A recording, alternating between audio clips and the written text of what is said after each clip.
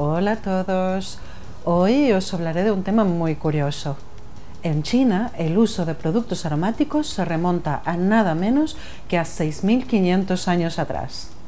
Pero en aquel momento tenían más que nada un uso medicinal, o incluso relacionado con el estilo de vida. No hay constancia de que crearan perfumes para uso personal en épocas tan remotas. Sin embargo, a partir del cambio de era, eso cambió y masterizaron el uso de productos aromáticos en usos que otras culturas completamente desconocieron. Os lo cuento enseguida.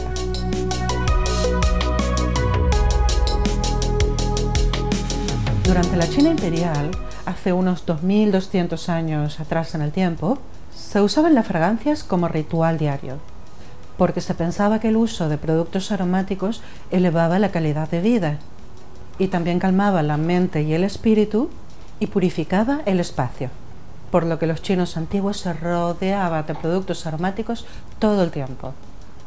No hacían mucha distinción entre perfume, incienso, hierbas o especias, porque todas las fragancias eran en realidad medicina. Heang es el nombre que daban a toda fragancia y tenía 6 clasificaciones, dependiendo del estado mental que creaba: tranquilo, reclusivo, lujoso, hermoso, refinado y noble. El incienso, llamado xiang, era uno de los ingredientes más valorados, sobre todo para aromatizar hogares y templos, aunque era poco accesible debido a su alto precio, por lo que enseguida se convirtió en símbolo de estatus y fue especialmente usado a principios de la era imperial, de la China imperial, durante las dinastías Qin y Han, y consistía en una pasta hecha de aloe, puchuk, que es como un frijol rojo, clavo, alcanfor, almizcle y miel salvaje. La madera de argar, llamada chen xiang, era también muy usada en esta época, y solían hacerse toda clase de objetos con esta madera porque desprendía un agradable olor natural. La tinta usada en la escritura es un caso muy particular de China, luego extendida a otras culturas. Desde muy temprano, alrededor del siglo VI de nuestra era, la tinta se elaboraba con productos aromáticos de un olor muy elegante. Más tarde, en Europa, concretamente en Italia, la tinta perfumada también fue muy usada, pero recién en el siglo XIX. En China, los artesanos de la dinastía Tang producían tintas minerales, líquidas o en polvo, elevando realmente un elemento utilitario a la categoría de arte.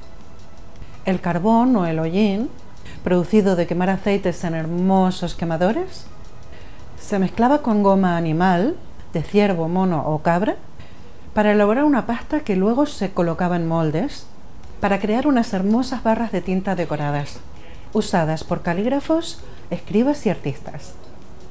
El aceite de estoraque era también muy usado por su agradable olor. Como el olor de la goma animal era un poco fuerte, pronto se comenzaron a añadir perfumes, especialmente almizcle, y así podían cubrir el olor de la grasa. Un poco más adelante comenzaron a usarse la cúrcuma y el alcanfor, que mezclados con la tinta producían un olor similar al pachuli o al ambergris. Luego se frotaban estas barras de tinta contra piedras mojadas, una especie de morteros para tinta hechas de jade o de pizarra, en increíbles y variados diseños. Las barras de tinta hui eran tan valoradas que antes de dejar de ser usadas pasaban a formar parte de las reliquias familiares. El pachuli originalmente se utilizaba como repelente natural de insectos y especialmente en la protección de tejidos y prendas de vestir, pero durante la dinastía Tang se incorporó en la fabricación de papel de alta calidad, que junto con el aroma de la tinta creaba una experiencia olfativa sin duda muy especial. También en la China imperial, durante las dinastías Sui y Song, los nobles ya comenzaron a usar fragancias por el simple placer de oler bien, y los ingredientes tan valorados eran comerciados a través de la ruta de la seda. Realizaban exquisitos trabajos de orfebrería para estas fragancias, y dentro colocaban incienso, hierbas y especias.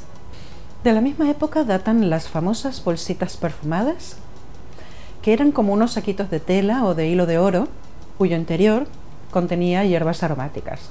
Los llamaban xiang nang Y los había también más grandes, que se llevaban colgados a modo de bolso o alrededor de la cintura o cuello.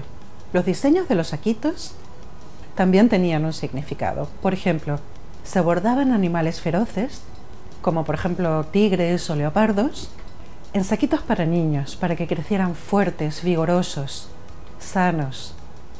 Y para los ancianos, la longevidad era lo más deseado, por lo que el diseño era normalmente un árbol muy longevo, como el pino o el ciprés. A día de hoy todavía no se conoce el origen de los saquitos, aunque existen varias teorías.